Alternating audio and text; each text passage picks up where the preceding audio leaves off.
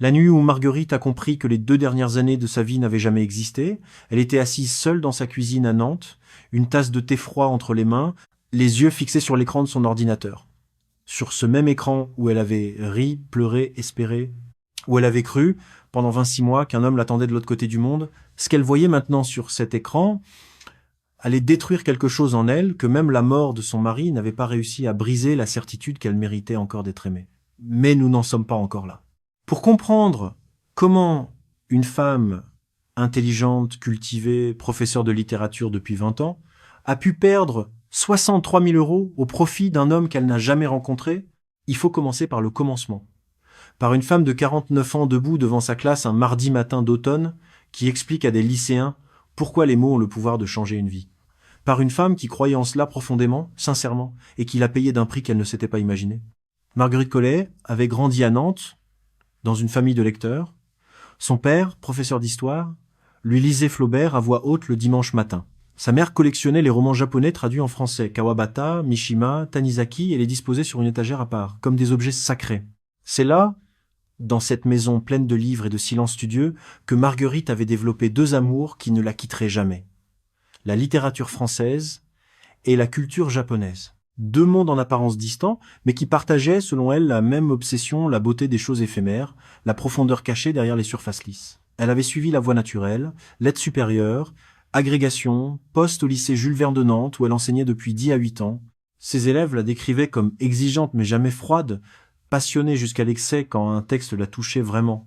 Ses collègues l'appréciaient pour sa discrétion et son humour doux, jamais blessant. Dans les couloirs de l'établissement, elle était l'une de ces enseignantes dont on dit qu'elles ont trouvé leur vocation pas au sens romantique et vague du terme, mais au sens concret, une personne qui fait exactement ce pourquoi elle est construite, et qui le fait bien. À 39 ans, elle avait épousé Pierre Collet, ingénieur naval, un homme calme et solide qui aimait la mer et les mots simples. Ils s'étaient rencontrés dans un club de lecture. Lui ne lisait presque pas de fiction, il était venu pour accompagner un ami, mais il l'avait regardé parler de Marguerite Yourcenar pendant 40 minutes avec une attention qui ressemblait à de la fascination. Ils s'étaient mariés 2 ans plus tard. Ils avaient eu 2 enfants, Théo, puis Aurélie.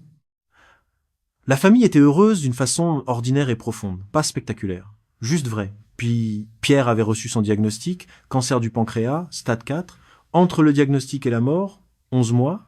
Marguerite avait 44 ans quand elle l'avait accompagné jusqu'à la fin, tenant sa main dans une chambre d'hôpital qui sentait le désinfectant et la fatigue. Elle n'avait pas crié, pas effondré, elle avait tenu pour Théo, pour Aurélie, pour Pierre qui ne voulait pas la voir souffrir davantage que lui.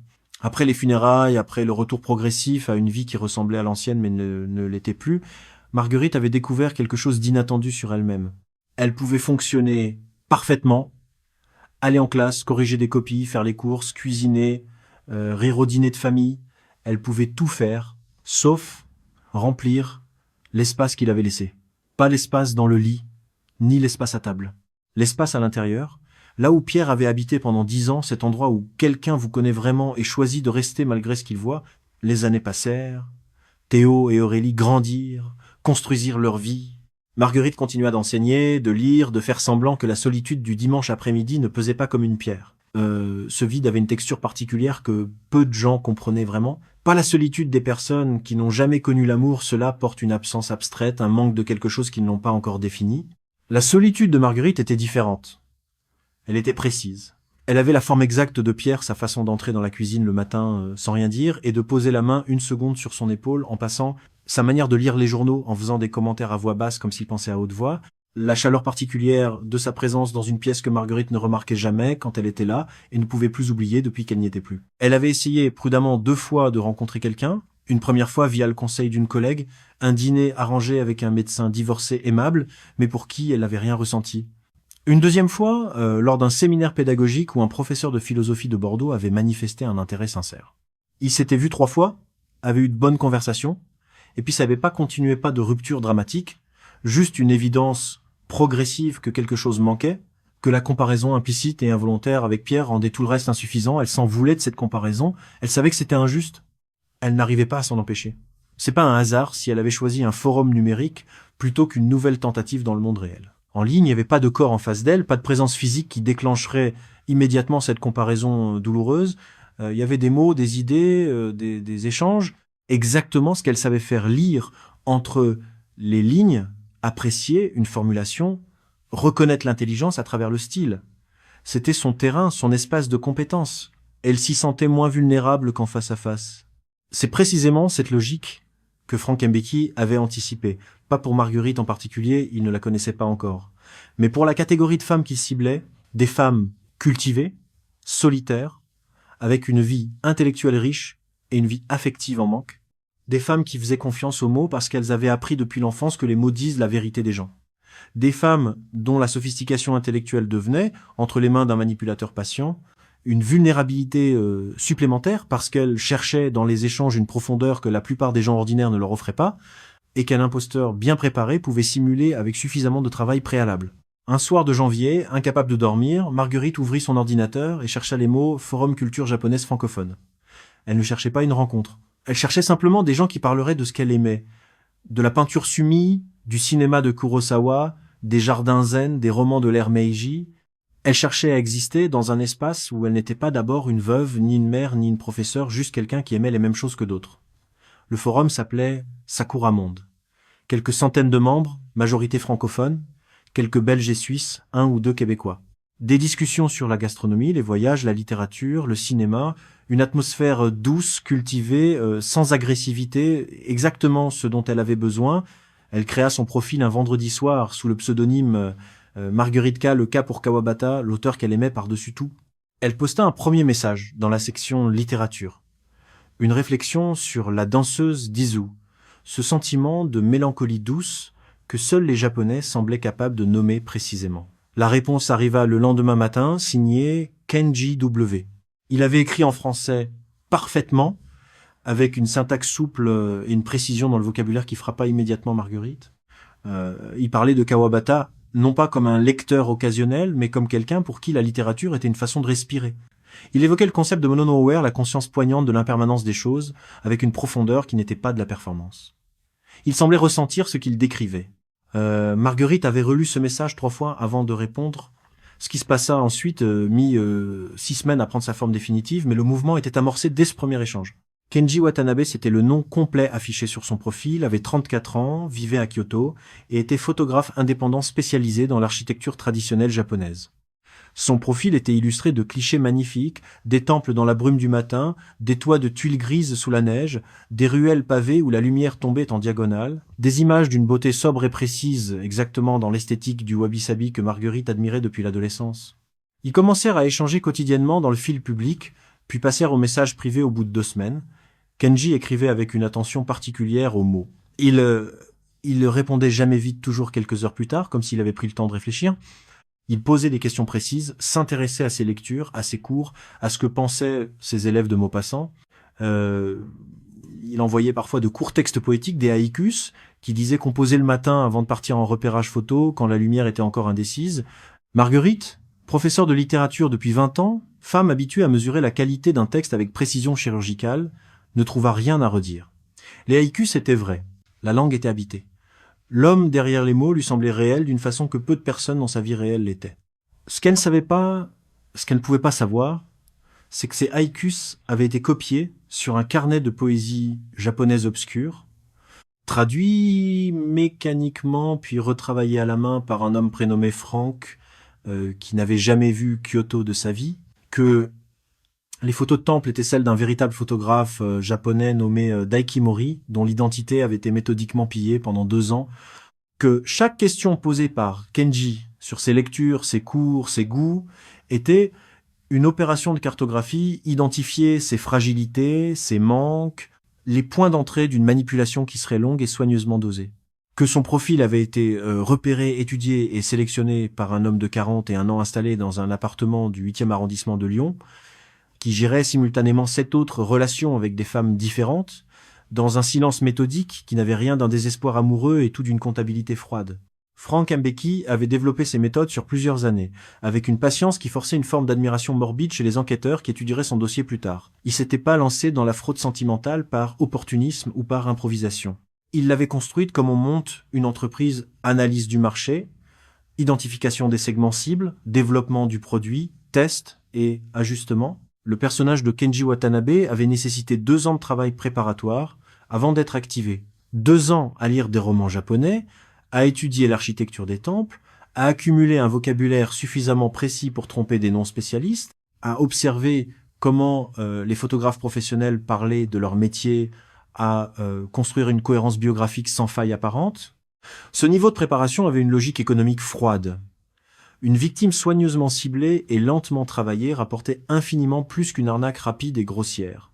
Marguerite seule avait représenté 63 000 € sur 10 à 8 mois. Le ratio temps-argent était favorable à qui possédait la patience et le détachement émotionnel nécessaires pour traiter des êtres humains comme des lignes dans un registre de compte. Franck possédait ces 2 qualités en abondance. Les premiers mois avec Kenji furent pour Marguerite une forme de renaissance discrète, rien de tapageur, pas de déclaration spectaculaire, pas d'image de conte de fées, juste la chaleur progressive d'une présence quotidienne qui prenait de la place doucement, naturellement, comme de la lumière qui entre par une fenêtre entr'ouverte. Le matin, avant sa première heure de cours, elle ouvrait ses messages.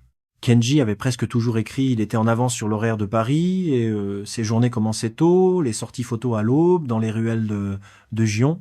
Il lui décrivait la lumière, le froid, l'odeur des boulangeries qui ouvraient.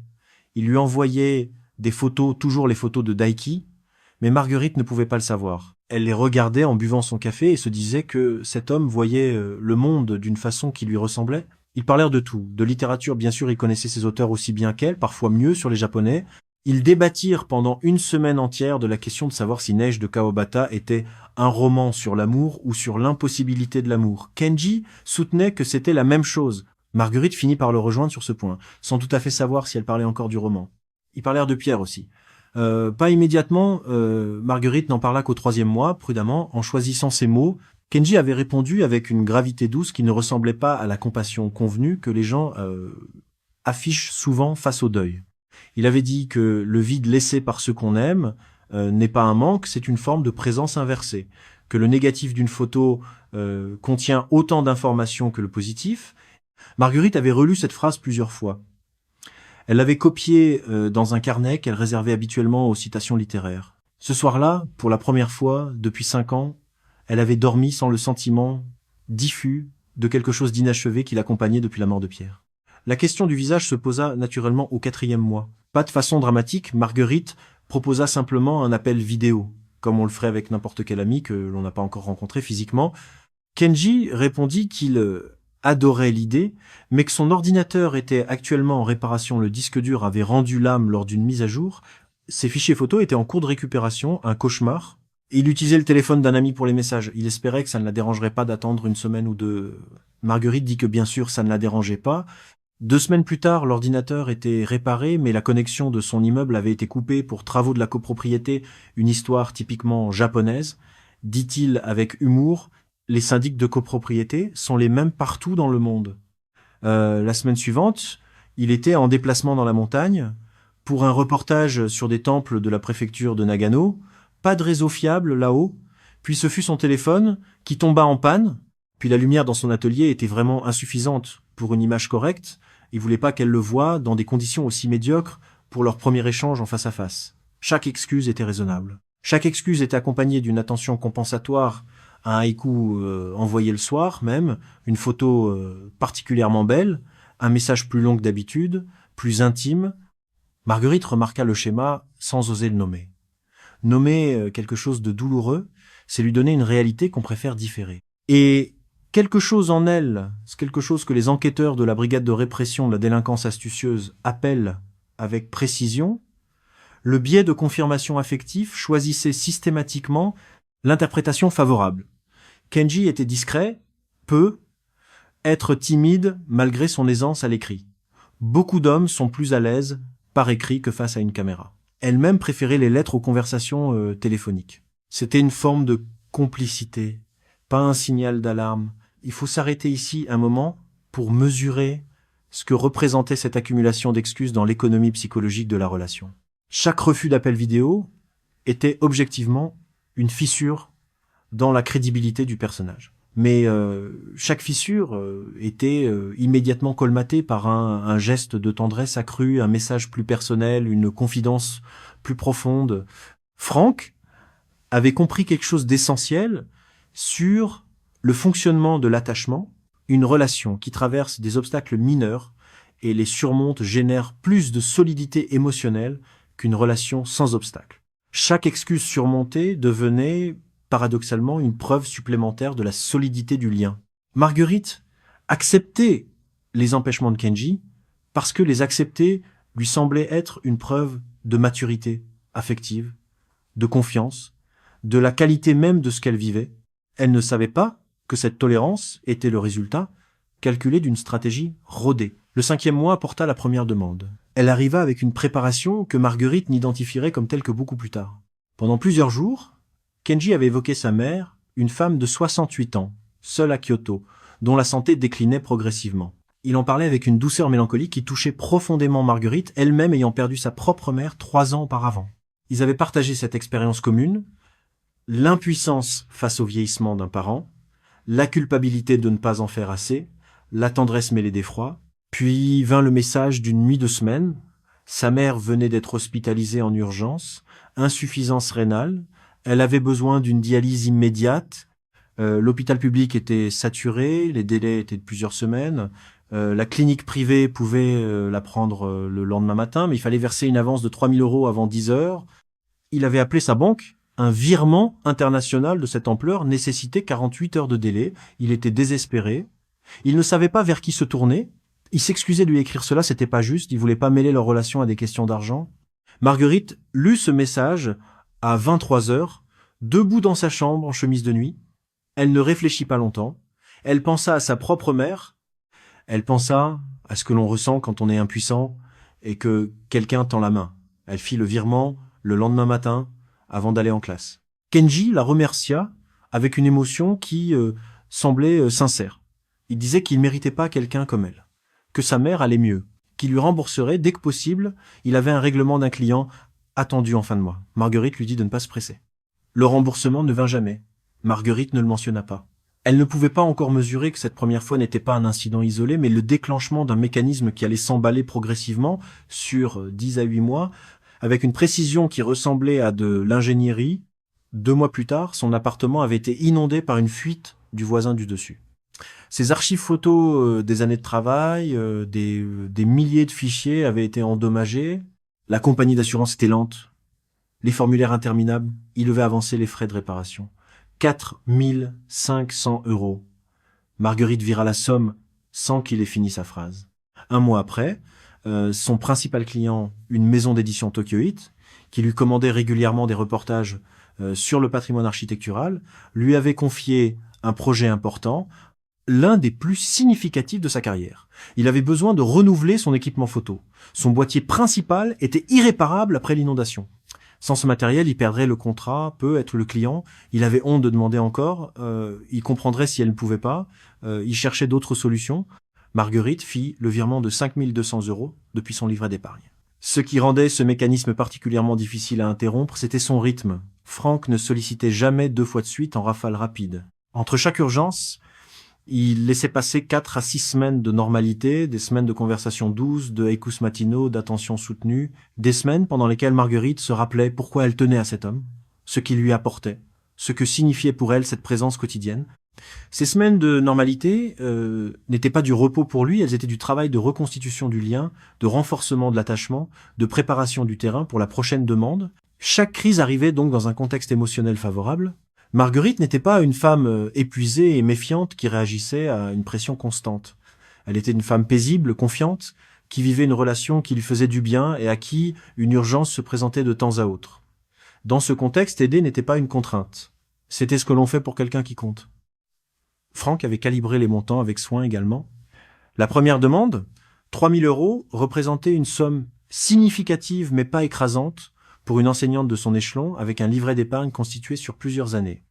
Elle était suffisamment élevée pour tester la disponibilité réelle de la victime, suffisamment modérée pour ne pas déclencher de résistance psychologique majeure. Les demandes suivantes augmentèrent graduellement 4 500, 5 200, puis des montants légèrement plus importants à mesure que l'attachement se consolidait et que la capacité à refuser diminuait. Quand le livret d'épargne fut épuisé, Marguerite contracta un crédit à la consommation. Elle ne le dit pas à Kenji, elle ne voulait pas qu'il se sente coupable. Elle lui dit simplement que c'était pas un problème, qu'elle avait des ressources, qu'il devait pas s'inquiéter pour elle. Ce silence sur ses propres difficultés financières croissantes était lui-même un symptôme. Elle protégeait Kenji de la réalité de ce qu'elle sacrifiait pour lui. Elle avait intégré à ce point la symétrie de leur relation qu'elle gérait ses propres inquiétudes seule pour ne pas alourdir les siennes. Il y avait une autre dimension de cette période que Marguerite n'évoqua que tardivement, lors de sa 3e séance de thérapie, plusieurs mois après les arrestations. Elle parla de la honte silencieuse qui avait commencé à l'habiter à mesure que les sommes augmentaient, non pas la honte de donner, mais la honte de ne pas oser dire à ses proches ce qu'elle faisait. Elle n'avait rien dit à Théo, rien à Aurélie, rien à ses collègues. Non pas parce qu'elle se sentait coupable, mais parce qu'elle pressentait confusément que le regard des autres aurait modifié quelque chose dans ce qu'elle vivait. Que nommer la relation à voix haute, devant quelqu'un qui ne partageait pas son attachement, aurait fait apparaître des angles qu'elle préférait ne pas voir. Ce silence protecteur était lui aussi une forme de piège. Il isolait Marguerite avec ses propres certitudes, lui retirait les recours naturels que représentent la famille et l'amitié, et renforçait paradoxalement le poids de Kenji dans son univers affectif.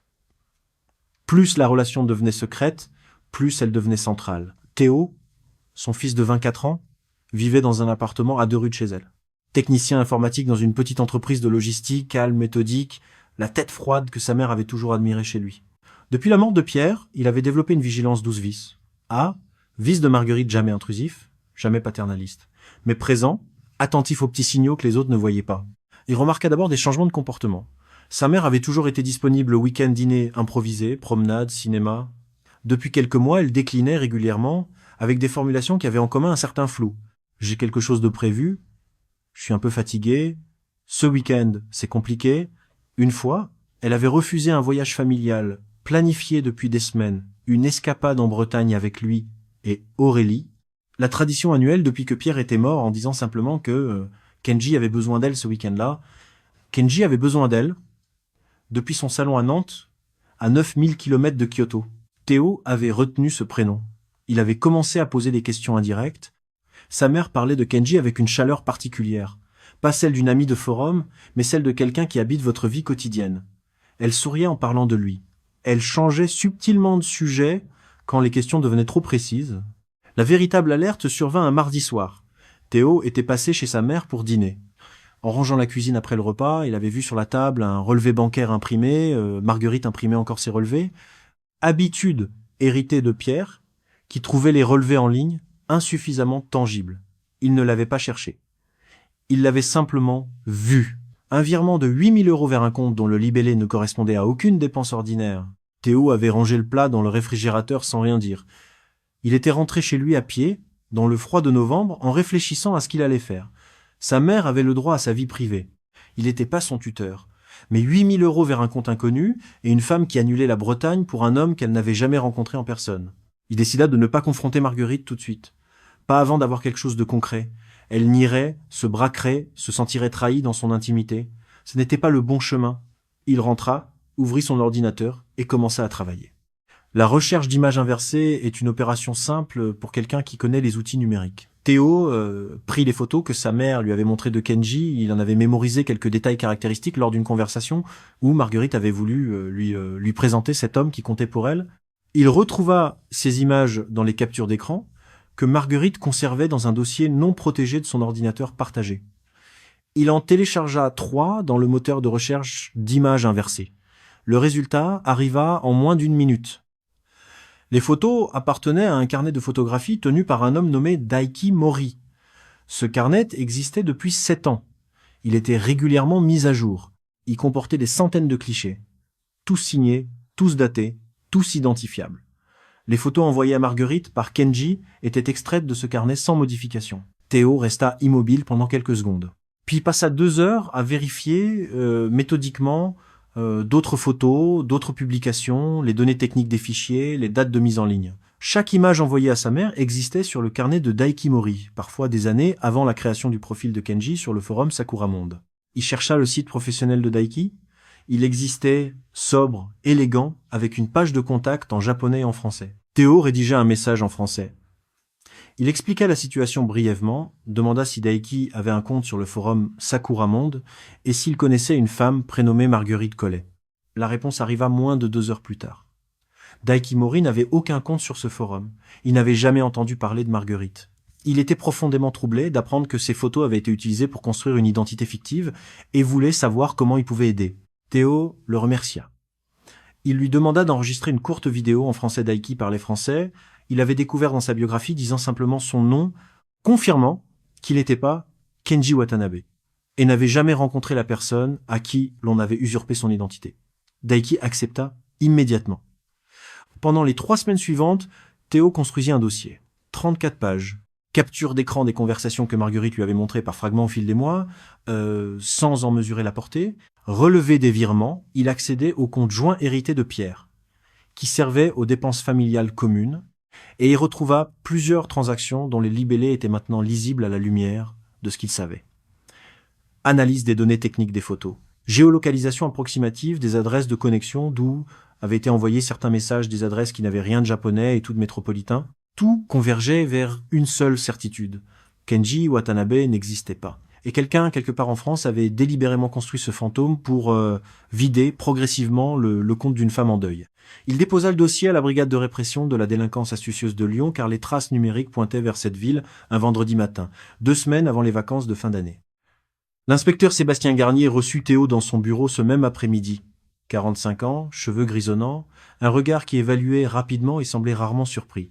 Il parcourut le dossier page par page en silence, en posant de temps à autre une question précise sur une capture d'écran ou un relevé. Quand il eut terminé, il posa les pages sur son bureau et regarda Théo. Il reconnaissait la méthode. Il l'avait vue 8 fois en 3 ans. La construction d'une identité culturelle ciblée, le temps long sans demande d'argent, les urgences médicales comme déclencheurs, les montants progressivement croissants. Ce qui était inhabituel ici, c'était le niveau de préparation, la profondeur du personnage de Kenji, la cohérence du carnet de photographie, la qualité de la langue écrite. Ce réseau était plus sophistiqué que la moyenne. Les traces financières étaient le point d'entrée habituel. Les virements vers des comptes intermédiaires laissaient toujours, quelque part, un fil à tirer. Garnier mit ses équipes au travail le soir même. Mais avant cela, il y avait quelque chose que Théo devait faire. Quelque chose de plus difficile que de compiler un dossier de 34 pages. Il devait parler à sa mère. La conversation eut lieu un dimanche après-midi dans la cuisine de Marguerite. Théo avait demandé à Aurélie d'être là pas pour faire nombre, mais parce que sa sœur avait une façon d'amortir les moments difficiles que lui n'avait pas. Aurélie avait 27 ans, travaillait comme éducatrice spécialisée, et avait hérité du calme de Pierre et de la sensibilité de Marguerite dans des proportions qui la rendaient précieuse dans ce genre de moment. Marguerite s'assit en face de ses 2 enfants avec une expression prudente. Elle sentait que quelque chose se préparait. Elle ne savait pas quoi, mais elle reconnaissait ce silence particulier qui précède les vérités difficiles. Théo posa son ordinateur sur la table. Il dit simplement qu'il avait quelque chose à lui montrer, qu'il l'aimait et que c'est pour ça qu'il lui montrait. Il commença par les images inversées. Marguerite dit que c'était pas possible, que les photos que Kenji lui envoyait étaient ses propres photos, qu'il les prenait lui-même, qu'elle avait vu son matériel évoqué dans les messages. Théo lui montra le carnet de Daiki Mori, les mêmes photos, les mêmes cadres, les mêmes lumières, publiées des années avant la création du profil de Kenji. Marguerite dit qu'il y avait peu être une explication, que Kenji avait peu être emprunté des photos d'un confrère, que ce n'était pas une preuve suffisante. Théo ouvrit le fichier vidéo. Il posa l'ordinateur devant sa mère et appuya sur lecture. Daiki Mori apparut à l'écran. Un homme mince d'une 30aine d'années, dans ce qui semblait être un atelier rempli de matériel photo. Il parla en français avec un accent doux. Il dit son nom, dit qu'il était photographe à Kyoto, dit qu'il n'avait aucun compte sur le forum Sakura Monde et n'avait jamais rencontré Marguerite Collet. Qu'il avait découvert avec tristesse que ses photos avaient été utilisées pour construire un personnage fictif, qu'il espérait qu'elle allait bien. Marguerite regarda la vidéo jusqu'à la fin. Puis elle dit quelque chose d'inattendu. Elle dit que Kenji avait peu être emprunté l'identité de cet homme pour des raisons de sécurité. Qu'au Japon, la vie privée était très importante. Que peu, il voulait pas exposer son vrai visage sur un forum public, que ça ne voulait pas dire que l'homme derrière les messages n'existait pas. Aurélie prit la main de sa mère sans rien dire. Théo ouvrit les relevés bancaires. Il compta à voix haute 3 000 € pour la dialyse, 4 500 pour l'inondation, 5 200 pour le matériel photo, 2 000 pour une opération chirurgicale mineure mais urgente, 3 800 pour un loyer en retard après la perte d'un contrat, 8 000 pour ce que Kenji avait présenté comme une opportunité professionnelle qu'il ne voulait pas laisser passer, et d'autres sommes plus petites réparties sur 10 à 8 mois que Marguerite avait virées au fil de sollicitations présentées comme des détails. 63 000 € au total, soit l'intégralité du livret d'épargne de Marguerite, le compte joint hérité de Pierre, et un crédit à la consommation souscrit 8 mois auparavant. Marguerite ne dit plus rien pendant un long moment. Elle regardait les chiffres, puis elle dit très doucement que ce n'était pas possible, que Kenji l'aimait, qu'il le lui avait dit, que les haïkus, les conversations, les confidences, tout cela ne pouvait pas être fabriqué.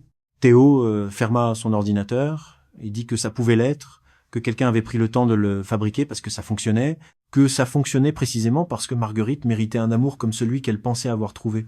Ce fut la phrase qui fit céder quelque chose. Marguerite posa la tête dans ses mains et pleura silencieusement pendant plusieurs minutes tandis qu'Aurélie restait à côté d'elle, la main posée sur son épaule, sans rien dire. Aurélie ne parla presque pas ce dimanche-là. Elle n'avait pas besoin de parler.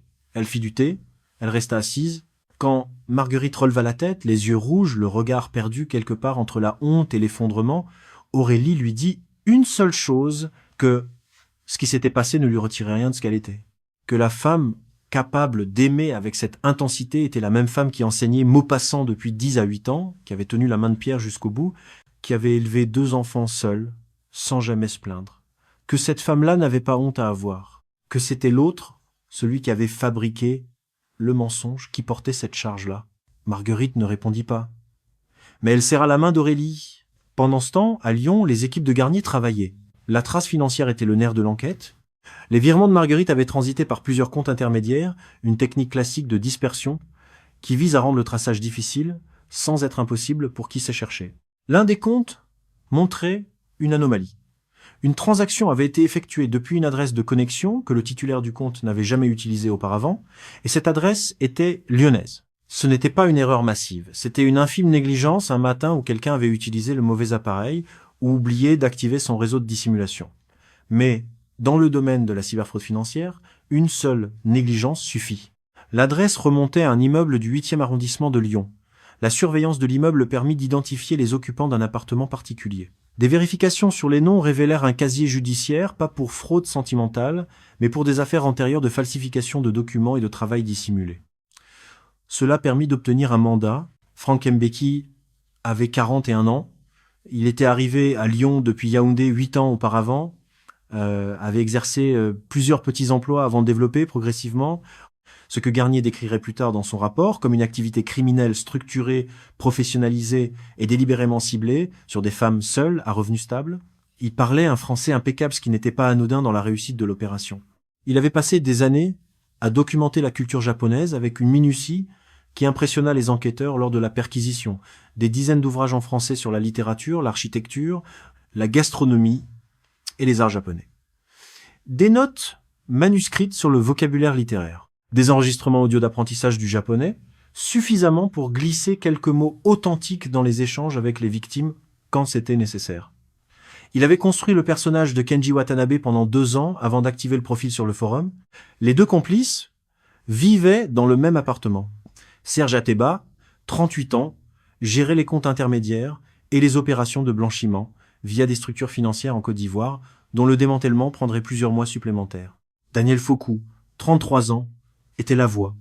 Quand une victime demandait à parler à la sœur de Kenji, c'était elle. Quand une explication orale était nécessaire pour soutenir un mensonge complexe, c'était elle. Sa maîtrise du français et sa capacité à rendre la détresse convaincante avaient emporté l'adhésion de plusieurs victimes qui avaient commencé à douter. Sur les appareils saisis lors de l'arrestation simultanée des 3 suspects, 23 victimes actives, 6 nationalités différentes, des échanges en cours à des stades variés d'avancement. Des tableaux de suivi, chaque victime y avait sa fiche, avec le montant déjà versé, la capacité d'emprunt estimée, le prochain prétexte planifié, l'état émotionnel évalué en fonction des derniers messages. Les colonnes étaient intitulées avec un soin méticuleux qui donnait à l'ensemble l'aspect d'un outil de gestion de relations commerciales, sauf que les relations en question étaient des vies humaines réduites à des... Il y a un mot, c'est ligne de tableau. En 3 ans d'activité, 340 000 € collectés, 63 000 pour Marguerite seule, Garnier appela Théo le jour de l'arrestation pour lui communiquer l'information. Il lui demanda si sa mère était prête à être entendue comme victime. Théo dit qu'il lui poserait la question. Marguerite accepta. Elle se rendit à la brigade accompagnée d'Aurélie, 10 jours après la conversation autour de la table de la cuisine. Elle parla pendant 2h30 avec une précision qui surprit. Garnier, elle avait rassemblé tous les messages, tous les relevés, tous les documents qu'elle pouvait retrouver. Elle parlait avec la même rigueur qu'elle apportait à la correction d'une dissertation, comme si la méthode pouvait compenser la douleur. À un moment, Garnier lui posa une question directe. « Aviez-vous des doutes ?» Marguerite resta silencieuse quelques secondes. Elle dit « Je savais. Quelque chose en moi savait. Mais j'avais besoin que ce soit vrai, plus que j'avais besoin de la vérité. » Garnier inscrivit cette phrase dans son rapport. Ce n'était pas la première fois qu'il l'entendait, formulée différemment, mais avec la même substance. C'était le cœur de toutes ces affaires, non pas la crédulité des victimes, mais leur choix conscient de ne pas savoir. Un choix compréhensible, un choix humain, un choix que les escrocs de cette catégorie apprennent à reconnaître et à exploiter avec une précision qui mérite d'être nommée clairement. C'est de la prédation. Garnier avait vu beaucoup de victimes dans sa carrière, des hommes aussi bien que des femmes, des jeunes et des moins jeunes, des gens instruits et des gens qui l'étaient moins. La fraude sentimentale ne choisissait pas ses proies selon l'intelligence ou le niveau d'éducation, elle choisissait selon la vulnérabilité affective, et celle-là pouvait toucher n'importe qui. Ce qui le frappait dans le dossier de Marguerite, c'était précisément cela. Une femme dont les capacités intellectuelles auraient dû, en théorie, lui permettre de détecter plus tôt les incohérences. Mais ces capacités-là avaient été retournées contre elle. Sa finesse dans la lecture des textes avait rendu le personnage de Kenji plus crédible. Pas moins parce qu'elle cherchait dans les échanges une profondeur réelle, et qu'elle y avait trouvé, fabriquée avec soin pour correspondre exactement à ce qu'elle cherchait, son intelligence avait été l'arme du piège. Le procès se tint plusieurs mois plus tard. Les 3 accusés plaidèrent coupables sur la plupart des chefs d'accusation. La masse des preuves numériques ne laissait guère d'espace à la contestation. Frank Mbeki fut condamné à 6 ans de réclusion pour escroquerie en bande organisée, usurpation d'identité aggravée et blanchiment de capitaux. La peine fut confirmée en appel. Serge Ateba reçut 4 ans de prison ferme. Une procédure de rapatriement partiel des fonds blanchis en Côte d'Ivoire fut initiée. Sa conclusion prendrait du temps, comme toujours dans ce type d'affaires internationales. Daniel Fokou fut condamné à 2 ans avec sursis et placé sous surveillance électronique pendant 10 à 8 mois. Daiki Mori, le véritable photographe dont l'identité avait été pillée, reçut une réparation symbolique. Son nom fut cité dans le jugement comme victime secondaire d'usurpation d'identité internationale et les autorités japonaises furent informées de la décision pour permettre toute action complémentaire de sa part. Il envoya un message à Théo après le verdict pour le remercier de l'avoir contacté.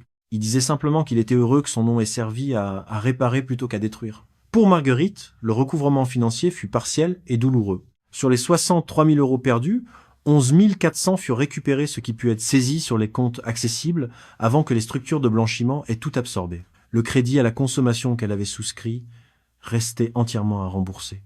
Elle fit les calculs un soir dans sa cuisine.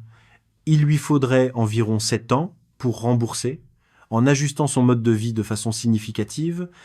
Elle fut placée en arrêt maladie 6 mois après le dépôt de plainte, pas à cause des chiffres, à cause de ce que les chiffres représentaient. Pendant 26 mois, elle avait cru à quelque chose. Elle n'avait pas cru à un inconnu sur un forum numérique, elle avait cru à la possibilité que sa vie puisse reprendre un sens affectif après la mort de Pierre. Chaque euro versé était une façon d'affirmer que cet espoir méritait d'exister. Lui retirer Kenji, c'était lui dire que cet espoir avait été, depuis le début, une illusion fabriquée par quelqu'un qui calculait ses fragilités dans un tableau de bord. Sa thérapeute, qu'elle vit 2 fois par semaine pendant les 6 premiers mois, expliqua les choses autrement. Elle dit que Franck n'avait pas créé les sentiments de Marguerite, il avait seulement identifié et orienté les sentiments qui existaient déjà. Le deuil, la solitude, le désir d'amour, la culpabilité de survivante, ces choses lui appartenaient. Elles étaient réelles. Ce qui était fou, c'était l'objet vers lequel elles avaient été dirigées. Cette distinction ne guérissait pas tout, mais elle permettait de ne pas se dire que l'on avait aimé du vide. Il y avait autre chose que la thérapeute aborda lors d'une séance du 3e mois, quelque chose que Marguerite n'avait pas osé formuler elle-même. La honte. Non pas la honte d'avoir été trompée, Marguerite comprenait intellectuellement qu'elle n'était pas responsable de la manipulation dont elle avait été l'objet. Mais une honte plus profonde, plus difficile à nommer. La honte d'avoir eu besoin. d'avoir eu assez besoin d'être aimée pour accepter sans trop questionner ce qu'une partie d'elle-même savait être peu, être trop beau pour être vrai. La thérapeute dit que ce besoin n'était pas une faiblesse, qu'il était humain. Que la vulnérabilité n'est pas un défaut de caractère, c'est la trace de l'amour qui a existé. Marguerite nota cette phrase dans son carnet aussi. La reconstruction ne fut pas linéaire. Il y eut des semaines où elle se sentait avancer, reprendre goût à ses cours, retrouver le plaisir d'un livre, accepter un dîner avec une collègue, et il y eut des semaines de repli complet, où le simple fait de corriger des copies lui semblait exiger une énergie qu'elle n'avait pas. Sa thérapeute lui dit que c'était normal, que le deuil d'une relation, même d'une relation fondée sur un mensonge, suivait les mêmes étapes que n'importe quel deuil, que l'on ne pleurait pas Kenji lui-même, dont l'inexistence était désormais établie, mais ce qu'il avait représenté, la possibilité d'un recommencement, et cette possibilité, là, était réelle. Elle n'avait pas disparu avec les arrestations. Elle était simplement à reconstruire autrement, sur des bases que Marguerite devrait apprendre à reconnaître. Marguerite recommença à corriger des copies un mardi de septembre, dans la salle des professeurs qu'elle connaissait depuis 10 à 8 ans. Sa collègue de mathématiques lui apporta un café sans qu'elle l'ait demandé. Elle dit merci. Elle ouvrit la première copie. La question de dissertation portait sur une phrase de Proust. La vraie vie, la vie enfin découverte et éclaircie, la seule vie par conséquent pleinement vécue, c'est la littérature. Marguerite lut la phrase 2 fois. Elle pensa que Proust avait à la fois tout à fait raison et tout à fait tort. Raison, parce que la littérature lui avait effectivement appris à nommer des choses que la vie ne lui avait pas offertes autrement. Tort, parce que la littérature ne peut pas remplacer la présence d'un autre être humain réel, avec ses limites et ses maladresses et sa façon imparfaite de tenir les promesses qu'il fait. Elle pensa que les deux étaient vrais en même temps et que c'était peu être là, la condition humaine osciller entre le monde des mots et le monde des corps, sans jamais complètement appartenir à l'un ni à l'autre. Elle prit son stylo et commença à lire. Il y eut une audience, plusieurs mois après la condamnation, au cours de laquelle les victimes purent s'exprimer si elles le souhaitaient. Marguerite y alla. Elle n'avait pas préparé de discours. Elle dit quelques phrases seulement, debout, face à Frank Becky qui gardait les yeux baissés. Elle dit qu'elle ne venait pas pour le haïr. Elle venait pour que ce qui s'était passé soit dit clairement, nommé avec précision, enregistré. Elle dit que ce qu'il avait fait n'était pas une escroquerie ordinaire, ce n'était pas dérober un portefeuille ou falsifier un document. C'était entrer dans la vie intime de quelqu'un, en cartographier les blessures avec méthode, et les utiliser systématiquement comme levier. Elle dit que ça méritait d'être nommé, pour ce que c'était une violence particulière, celle qui ne laisse pas de marque visible, mais détruit ce qu'il y a de plus fragile dans une personne, sa capacité à faire confiance. Frank Mbeki ne releva pas les yeux. Théo et Aurélie étaient assis derrière elle. Quand elle se rassit, Théo lui posa brièvement la main sur l'épaule. Rien de plus. Ce geste suffit. Sur le chemin du retour vers Nantes, dans le train, Marguerite regarda par la vitre les champs d'hiver défiler sous un ciel plat et gris. Aurélie dormait contre la fenêtre. Théo lisait sur son téléphone. Elle pensa à Kawabata, à cette phrase de la danseuse d'Izu qu'elle avait citée dans son premier message sur le forum un peu plus de 2 ans auparavant et qui avait déclenché toute cette histoire. Elle avait écrit que ce roman lui semblait parler de la façon dont nous portons les autres en nous sans en avoir jamais la preuve formelle. Elle se demanda si cette phrase était toujours vraie. Elle pensa à Pierre, dont la présence dans sa vie continuait d'orienter ses choix et ses goûts d'une façon impossible à mesurer mais impossible à nier. Elle pensa à ses élèves de terminale, dont certains lui écrivaient des années après avoir quitté le lycée pour lui dire qu'une phrase entendue en classe avait changé quelque chose en eux. Elle pensa à Daiki Mori qui avait enregistré une vidéo pour une inconnue sans hésiter une seconde. Les autres nous habitent. C'était vrai. La question n'était pas de cesser d'être poreuse à cette réalité, c'était d'en être moins secrète avec les personnes qui étaient réellement là. Elle se tourna vers Théo. Il leva les yeux de son téléphone. Elle lui dit « Je ne t'ai pas dit merci ». Pas vraiment. Il haussa légèrement les épaules. La façon dont Pierre haussait les épaules quand elle le remerciait pour quelque chose qu'il considérait comme allant de soi. « C'était juste toi », dit-il. Le train traversait la Loire. Nantes approchait. Marguerite ferma les yeux, les mains posées sur ses genoux, et ressentit pour la première fois depuis longtemps pas de bonheur, pas encore, mais une absence provisoire de douleur qui ressemblait à un début de quelque chose. À une page tournée sans bruit, sans cérémonie, dans ce train qui roulait vers chez elle,